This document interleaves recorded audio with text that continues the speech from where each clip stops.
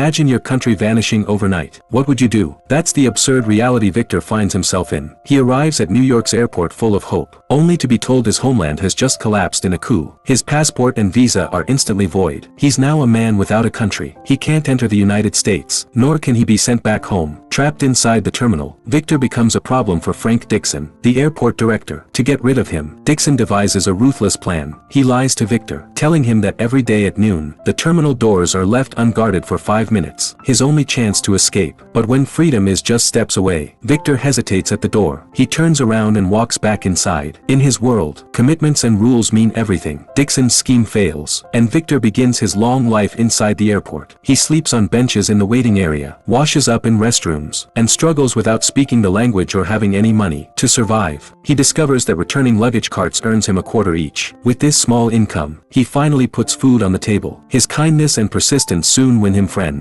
Enrique, a food service worker, asks Victor to help him win the heart of a beautiful immigration officer, offering meals in exchange for intel. It eventually leads to a sweet romance. Gupta, a janitor who was once suspicious of Victor, becomes one of his most loyal companions. Using his self-taught carpentry skills, Victor lands a construction job paying $19 a day. Not only does he gain a steady income, but he also earns everyone's respect. During his long wait, Victor also finds love. He and Amelia, a flight attendant, connect instantly. To make her smile, he uses his earnings and scrap materials from the airport to build a fountain symbolizing eternal love. Amelia is deeply moved, but behind this romance lies the harsh truth. Victor still can't leave the airport. He confesses to Amelia that he's staying to fulfill a promise he made to his late father. His father spent his life collecting signatures of legendary jazz musicians. Only one was missing, but right after Victor landed, he became trapped in the terminal. Then, one day, breaking news announces that the conflict in his country has ended. Peace is restored. Amelia also pulls some strings to get him a one-day emergency visa. Just as he's about to fulfill his father's dream, Director Dixon steps in again. He threatens the jobs of Victor's friends to force him on to the next flight home. Victor faces an impossible choice. Not wanting his friends to suffer, he painfully agrees to leave. But as he heads toward the gate, his friends stand up for him. Gupta the janitor races toward the plane with a mop, blocking the departing flight with his own body. Soon, all the airport staff gather to support Victor. Even the immigration officer takes his side and opens the door to New York. That night, amid the falling snow, Victor finally finds that last jazz legend and gets the final autograph. He gently places it inside his father's old peanut can. Then he gets into a taxi and says the words he's waited so long to speak. "I'm going home."